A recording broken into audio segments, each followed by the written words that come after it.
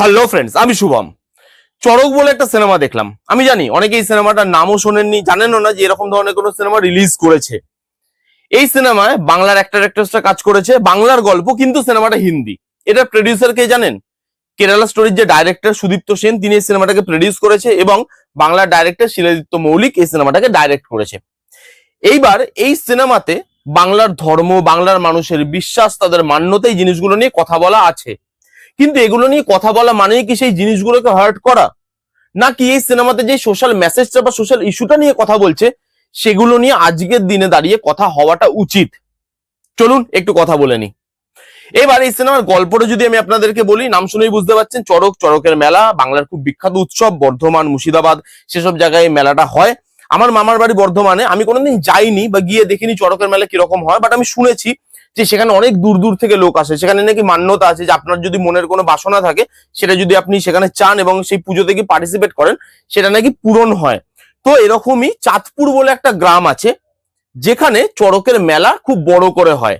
মেলার ঠিক আগে সেই গ্রামের দুটো বাচ্চা হঠাৎ করে উধাও হয়ে যাচ্ছে। এইবারের রহস্য কি? সেই বাচ্চা দুটো কে, কেন তারা উধাও হচ্ছে, কে তাদেরকে উধাও করছে, আর চড়কের সাথে এই বাচ্চা দুটো সম্পর্কই বা কি? এই নিয়েই 2 ঘন্টার এই হিন্দি সিনেমাটা।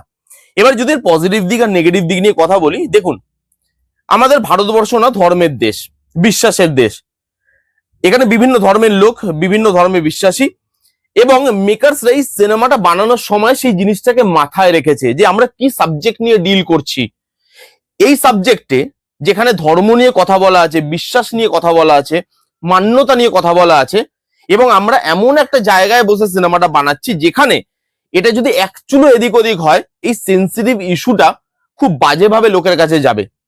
মেকার্সরা একটা জিনিস দেখে আমার খুব ভালো লাগলো, মেকার্সরা না সেন্সিটিভ ইস্যুটাকে খুব সেন্সিটিভ ভাবেই ডিল করেছে। এখানে তারা কারোর কোনো ধর্মকে বা চড়ক উৎসবটাকে, সেটাকে না কোনোভাবে ক্রিটিসাইজ করেনি বা বলেনি যে মানুষ যেটা মানে বা বিশ্বাস করে সেই জিনিসটা খারাপ। তারা প্রশ্ন তুলছে কি নিয়ে? মানুষের এই যে বিশ্বাস, ধর্ম জুড়ে আছে অনেকটা বিশ্বাস, এবং সেই বিশ্বাসের থেকে অন্ধবিশ্বাস তৈরি হচ্ছে, এবং সেটা নিয়ে কিছু অসাধু মানুষ ব্যবসা করে যাচ্ছে দিনের পর দিন। সেই ইস্যুটা এখানে তুলে ধরা হয়েছে, এবং এই ইস্যুটা নিয়ে কথা বলাটা আজকের দিনে খুব জরুরি। কারণ বিশ্বাস একটা জিনিস এবং অন্ধবিশ্বাস একটা জিনিস। এবং আমরা দেখেছি আগেও যে কত বাবা, কত বড় বড় তান্ত্রিক বাবা ফাবা টিভিতে এসে বলতো, বিশাল ফ্যান ফলোইং তাদের, তারা আজকে জেলের ঘানি টানছে, তারা আজকে জেলের পেছনে, এবং তারা আমাদের বিশ্বাস নিয়ে কতটা ছেলে খেলা করেছে এবং কিভাবে ছেলে খেলা করে আসছে এখনো, সেই জিনিসটা এরা এখানে দেখাতে চেয়েছে। এরা কিন্তু কোনো ধর্মকে বা কারোর বিশ্বাসকে ছোট করতে চায়নি। সেটা সিনেমাটার প্রথম থেকে শেষ অবধি দেখলে আপনি বুঝতে পারবেন। সেন্সিটিভ একটা ইস্যু নিয়ে কথা বলছে এবং তারা সেন্সিটিভ ভাবেই না জিনিসটাকে ডিল করেছে। প্রথমত সেই জিনিসটা খুব ভালো লেগেছে, কারণ খুব রিস্কি জিনিস হয়ে যায় যখন আপনি ভারতবর্ষে বসে ধর্ম নিয়ে একটা সিনেমা বানান এবং সেখানে ধর্ম নিয়ে বা তার বিশ্বাস নিয়ে আপনি সেখানে প্রশ্ন তুলছেন। বিশ্বাস আর অন্ধবিশ্বাসের মাঝখানের যে লাইনটা, সেই লাইনটা দেখাতে চাইছেন। সেখানে একটু লাইনের এদিক ওদিক হয়ে গেলে সেটা নিয়ে অনেক বড় ইস্যু তৈরি হবে, মেকার্সরা জানতো এবং মেকার্সরা সেই দিকে খেয়াল রেখেছে। এই সিনেমাটা যদি আপনি ট্রিটমেন্ট দেখেন না, সাউথের মতো ট্রিটমেন্ট করা হয়েছে। আমরা বলি যে আমাদের রুট, আমাদের কালচার, সেই জিনিসগুলোকে, আমাদের ফোকলোর, সেই জিনিসগুলোকে ভালোভাবে এক্সপ্লোর করা হয় না বাংলায়, বাট এই সিনেমাতে করা হয়েছে। আপনারা সিনেমাটা গিয়ে দেখুন, 3জন মাত্র ছিল হলের মধ্যে, আমাকে নিয়ে 4জন ছিল। 4জন মিলে আমরা সিনেমাটা দেখেছি এবং সিনেমাটা সত্যি ভালো সিনেমা। এখানে যে ট্রিটমেন্টটা, যে একটা ফোকলোর, তার সঙ্গে উৎসব, ঠিক আছে, তার মধ্যে থ্রিলের একটা কনসেপ্ট বা সাসপেন্সের একটা এলিমেন্ট, সেই জিনিসটা ক্রাইমের একটা এলিমেন্ট ঢুকছে এবং সেটাকে জেরাপ করা হয়েছে, এবং সেই দুটো জিনিস না খুব ভালোভাবে জেল হয়। সাউথে যেরকম করে সেই জিনিসটা এখানেও তারা ট্রাই করেছে। যেভাবে লোকেশনটাকে ইউজ করেছে, গ্রামের গল্প বলছে, চাঁদপুর বলে একটা গ্রামের, সেই গ্রামের মানুষ, গ্রামের যে পরিবেশ, চড়কের মেলা, সেই মেলাগুলোকে তারা যেভাবে ক্যাপচার করেছে, যেভাবে সেইগুলোকে সিনেমাটোগ্রাফি করেছে, সেগুলো অসাধারণ। গ্রামটাও যেন গল্পের একটা পার্ট, এবং আমরা রুটে ফিরতে চাইছি আস্তে আস্তে, এবং এই সিনেমাগুলোকে আপনাদেরকে সাপোর্ট করতে হবে যারা রুটের গল্পটা বলছে। হ্যাঁ, বলছে খুব সেন্সিটিভ ইস্যু নিয়ে, কিন্তু তারা রুটের গল্প বলছে। এবং আপনি যদি সাউথের সিনেমা দেখেন যেগুলোকে আমরা পপুলার করিয়ে এসছি, সেগুলো তো রুটেরই গল্প বলছে। কান্তারা, এই মানে সেই সিনেমাগুলো তো আমাদের রুটেরই গল্প বলে। তো সেই জিনিসগুলো যেভাবে এখানে উঠে এসছে এবং তারা যেভাবে ট্রিটমেন্ট করেছে, সেটা ভালো। বাজেট বেশি নয়, কিন্তু সেই বাজেটের মধ্যেও তারা যে বিজিএম দিতে চেয়েছে, লুক অ্যান্ড ফিল দিতে চেয়েছে, সেই জিনিসগুলো ভালো লাগে দেখতে। ট্রিটমেন্ট, একটা চেজিং সিন আছে যেভাবে ক্যামেরা মুভমেন্ট করে, যে পুরো জঙ্গলটাকে দেখাচ্ছে, জঙ্গলের ওপর থেকে চিল উঠছে, সেই জায়গাগুলোকে যেভাবে দেখাচ্ছে, পাহাড়ি এলাকা, সেই জায়গাগুলোকে রাত্রের অন্ধকারে যেভাবে শুট করা হয়েছে, সেগুলো কিন্তু ভালো লাগে দেখতে। এবং বড় বাজেট না হলেও এই সিনেমাটা একটা প্রপার বাজেট দেওয়া হয়েছে এবং রুটেড লুক অ্যান্ড ফিলটা রাখা হয়েছে সেই রুটনেসটাকে আনার জন্য। আর বাজেটটা এক্সেস খরচা করা হয়নি, রুটনেসটা যাতে থাকে সেই হিসাবে বাজেটটাকে খরচা করা হয়েছে, সেটা দেখলে বুঝতে পারবেন। বিজিএম খুব ভালো, খুব সুন্দর, গ্রামের একটা টিউন ইউজ করা হয়েছে। গ্রামে যেরকম ধরনের মিউজিক বা যেরকম ধরনের টিউন আমরা ইউজ হতে দেখি, সেরকম ধরনের মিউজিক এখানে করা হয়েছে বিজিএম এ। সেগুলো আপনাকে গ্রাম্য ফিলটা দেয়, যেটা ভালো লাগে দেখতে।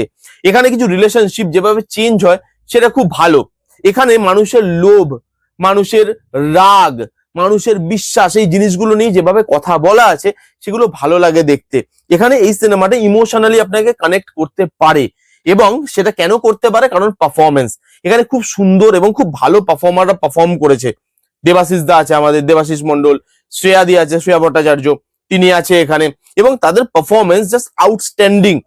একটা গরিব গ্রামবাসী, তার চেহারা কিরকম হবে, তার কথা বলা কিরকম হবে, সেটা তার ক্যারেক্টারের মধ্যে যেভাবে ফুটিয়ে তুলেছে, ভাই ইটস অ্যামেজিং। প্রত্যেকের পারফরমেন্স খুব খুব সুন্দর। এইখানে এই সিনেমার মধ্যে চড়ক মেলাটাকে যেভাবে দেখিয়েছে, হ্যাঁ এটা অ্যাডাল্ট সিনেমা, অ্যাডাল্ট সিন আছে।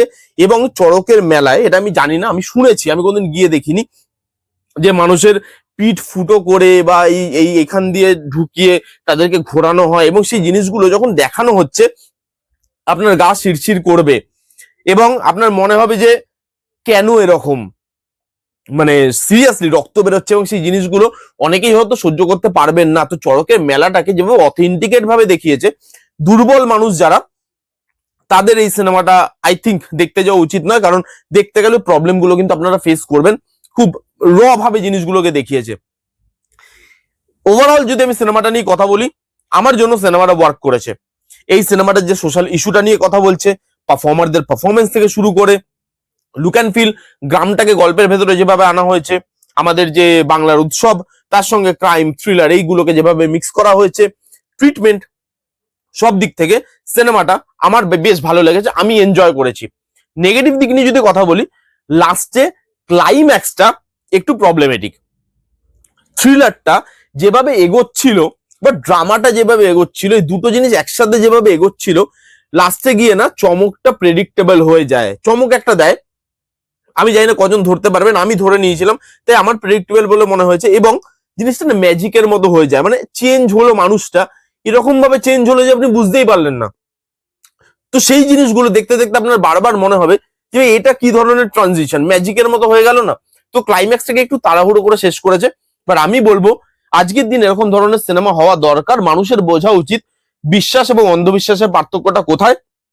না হলে এরকম ধরনের ঠগ লোকজন, অসাধু লোকজন, তারা কিন্তু এই বিশ্বাসটারই সুযোগ নেয়। এবং আমরা খবরে, পেপারে বিভিন্ন জায়গায় পড়েছি যে এখানে বলি হচ্ছে, আগে তো আরো বেশি হতো, এখন সেগুলো অনেক কমেছে।